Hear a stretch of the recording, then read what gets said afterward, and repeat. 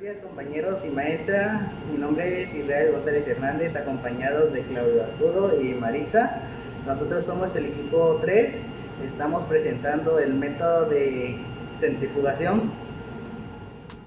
Antes de comenzar esta práctica vamos a definir lo que es el concepto de centrifugación. La centrifugación es una técnica de separación que se ocupa para concentrar las partículas suspendidas en un líquido que es más conocido como muestra mediante la fuerza centrífuga. Esta fuerza se ejerce sobre un cuerpo cuando éste gira alrededor de un eje. ¿Y qué es lo que hace nuestra fuerza centrífuga a nuestra muestra? Lo que hace es acelerar el proceso de sedimentación de partículas, que generalmente lo hacen espontáneamente, pero puesto que no se puede, es necesario recurrir al centrifugado. El objetivo general de nuestra práctica es conocer el manejo del equipo de centrifugado presente en nuestro laboratorio químico de acuerdo a sus especificaciones técnicas que sirven en el proceso de separación de mezclas. Los objetivos específicos son los siguientes: demostrar la separación de nuestra mezcla por centrifugación, analizar las fases presentes en la muestra por medio de métodos visuales y matemáticos. Para el primer caso necesitamos determinar la humedad de nuestro primer proceso. Segundo, calcular la relación de vacío y porosidad en uno de nuestros procesos. Los materiales a ocupar para nuestra práctica son los siguientes: 6 tubos de ensayo, una pipeta de succión, 2 placas Petri, una báscula electrónica, 2 centrifugadoras de diferente capacidad. Una de ellas se controlaba por medio del tiempo y la segunda se controlaba por medio de revoluciones, es decir, la velocidad, y también por el tiempo. Necesitamos una espátula, 2 esponjas para lavar traste de diferentes marcas, agua destilada, un cuchillo, tijeras, acerrín en polvo y leche de magnesio que se ocupará para un segundo proceso. Para el primer proceso de mostrar hicimos lo siguiente: ocupamos las esponjas y las cortamos en porciones muy pequeñas. Luego de eso pesamos una cantidad de esponja y una cantidad de acerrín. Esto lo pudimos hacer con la ayuda de la placa Petri, la espátula y la balanza. Después mojamos cada muestra de nuestras esponjas con el fin de que éstas absorbieran la cantidad de agua que pueden acumular en su interior. Después, para cada una de las muestras agregamos en nuestros tubos de ensayo el acerrín. Después de esto agregamos las esponjas y las tapamos con su corcho. Después ambas muestras de esponjas se introducieron a la máquina centrifugadora que se controlaba mediante el tiempo, es decir, de que contenía una velocidad de revoluciones por minuto ya definida. Esto se hizo durante un determinado tiempo y al momento de retirar las muestras nos dimos cuenta que el agua contenida en nuestras esponjas había sido absorbida por el acerrín, lo cual cumplía con los resultados previstos por el equipo y demostraba el principio básico del centrifugado. Ahora bien, para nuestro segundo proceso medimos 10 mililitros de nuestra leche de magnesio para 4 tubos de ensayo. Luego de esto lo separamos en pares. 2 de nuestras muestras iban a ser centrifugadas en función del tiempo y las otras 2 restantes serían centrifugadas en función de la velocidad. Una vez ya separadas, procedimos a centrifugar las 2 primeras muestras en función del tiempo para posteriormente analizar los resultados de forma visual. Esto se hizo de igual forma con las muestras que serían centrifugadas en función de la velocidad. Las 2 primeras muestras se centrifugaron en un tiempo de 5 y 8 minutos. Para el caso de las muestras de velocidad fueron centrifugadas una a 3000 revoluciones por minuto y la segunda a 4000. Ahora nos vamos con la sección de resultados, donde vamos a mostrar lo que hemos obtenido mediante la forma visual y matemática. Para nuestro primer proceso de esponjas, el centrifugado era esencial, ya que una vez realizado nos permitiría obtener algunas cualidades de cada una de las esponjas, considerando que ambas pertenecen a una marca distinta, y son esas cualidades las que nos permitirán diferenciar una de otra. Para ambas esponjas fue necesario determinar el porcentaje de humedad, la relación de vacíos y la porosidad. La humedad se define como el porcentaje de líquidos que aún ha sido retenido dentro del sólido y que no se ha podido retirar debido a la poca eficiencia de la centrifugación. La relación de vacío es el volumen de la muestra que no es ocupado por los sólidos. Es decir, que nosotros necesitamos saber qué tanto de sólido en porcentaje está presente en nuestra muestra. Y la porosidad es el número de espacios vacíos que contiene nuestra muestra en su superficie o estructura. Ahora procedemos a elaborar los cálculos. Comenzando con la esponja número 1 tenemos los siguientes datos, que por supuesto nos van a ser necesarios para calcular humedad, relación de vacíos y porosidad. El primer dato es el peso de la muestra total, que es de 6.905 gramos. El segundo es el peso de nuestro sólido, que después de ser centrifugado tuvo un peso de 0.534 gramos. El siguiente dato es el peso específico del sólido, que según nuestra esponja es de 1.2 gramos sobre centímetros cúbicos. El último dato es el volumen del aire, pero considerando que en nuestra muestra no existe un volumen de aire, le damos un valor respectivo de 0.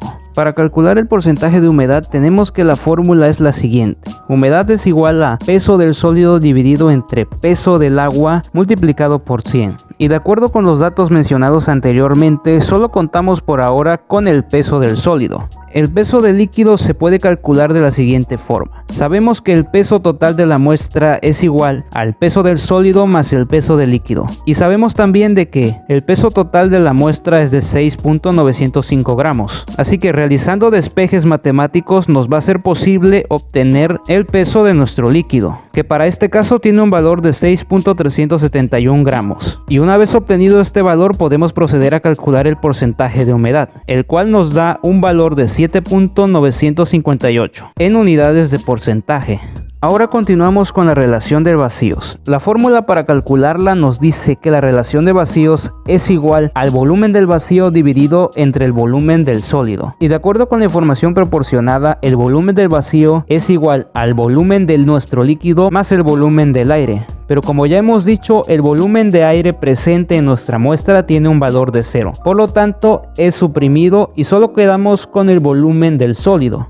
En este caso nosotros no contamos con ninguno de los volúmenes que se requieren, pero esto se puede solucionar con ayuda de la ecuación del peso específico. Nos dice que el peso específico será igual al peso de la sustancia dividido entre el volumen, y puesto que contamos con los pesos específicos de nuestro sólido y de nuestro líquido, entonces podremos hacer unos sencillos despejes. Para ello será necesario despejar la ecuación de peso específico en función del volumen y posteriormente sustituir los datos que ya tenemos y finalmente obtener cada uno de los valores. Como pueden ver en pantalla, hemos obtenido los volúmenes requeridos para efectuar el cálculo de la relación de vacío.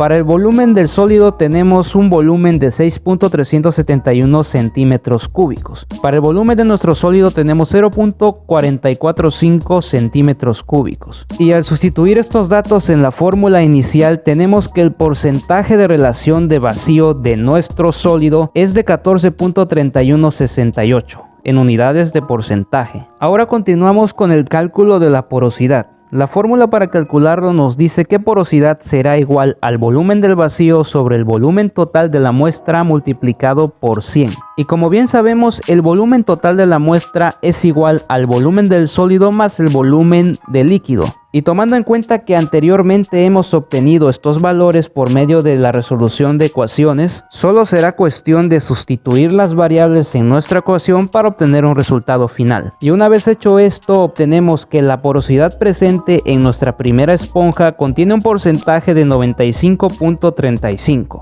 Para los cálculos de nuestra esponja número 2, habrá que calcular exactamente lo mismo, que es la humedad, relación de vacíos y porosidad. Y considerando que este procedimiento ya ha sido explicado, procedemos a solamente comparar los resultados obtenidos en la esponja 2. Comenzamos con su porcentaje de humedad, que tiene un valor en este caso de 14.622. En cuanto a la relación de vacíos, la esponja número 2 tiene un valor de porcentaje de 8.2067. Y concluyendo con la porosidad, nuestra esponja 2 tiene un valor en porcentaje de 89.13. Y ahora bien, una vez que comparamos los resultados obtenidos de ambas esponjas con base en la humedad y la porosidad, podemos concluir con que la esponja número 1 tiende a absorber una mayor cantidad de agua que la esponja número 2. Y al momento de ser centrifugadas ambas esponjas, la esponja número 1 presenta un índice muy bajo de humedad, es decir, de que se encuentra más seca que la esponja número 2. Y por lo tanto, la opción más recomendable para el lavado de trastes sería la primera esponja. Y para los resultados del segundo proceso, agrupamos cada par de muestras en una tabla para comparar así los resultados de una mejor forma. Para la primera muestra centrifugada en función del tiempo a 5 minutos y 2500 revoluciones por minuto, se pudo apreciar una baja porción de sólidos contenida en la parte inferior del tubo, además de una baja transparencia en nuestra solución, lo cual nos dio la idea de que aún había porcentaje de sólidos disuelto en la solución líquida. Y para la segunda muestra centrifugada a 8 minutos se pudo apreciar una porción mayor de sólidos en la parte inferior del tubo, además de una transparencia en la solución líquida un poco más apreciable, para lo cual comprendimos de que existía una menor proporción de sólidos disuelta aún en nuestro líquido a diferencia de la primera. Para el segundo par de muestras, en la primera muestra centrifugada a 3000 revoluciones por minuto, se pudo notar de igual forma una transparencia media en nuestra solución líquida, así como una mediana proporción de sólidos contenidos en la parte inferior. Y para la cuarta muestra centrifugada a 4000 revoluciones por minuto, se pudo notar una alta transparencia en la solución, la cual nos indicaba que cada vez más iba existiendo una proporción de sólidos muy disminuida, aún disuelta en nuestra solución, además de observar una mayor proporción de sólidos. Y una vez terminando nuestra práctica, nuestro equipo llegó a la conclusión de que la centrifugación es un proceso que se ocupa en su mayoría en mezclas donde las partículas sólidas presentes poseen una densidad menor que la del líquido. En la mayoría de los casos nuestro líquido es el agua. Y este proceso tiene aplicaciones bastante interesantes, mencionando por ejemplo la purificación de ciertos minerales o compuestos químicos en donde existe aún un porcentaje apreciable de material no deseado. De igual forma, la centrifugación puede ser un complemento de procesos de separación que no han sido suficientemente efectivos, a los cuales se les necesita dar un tratamiento más minucioso. Y es así como concluimos con la elaboración de nuestra práctica. Gracias a todos por su atención y esto ha sido todo.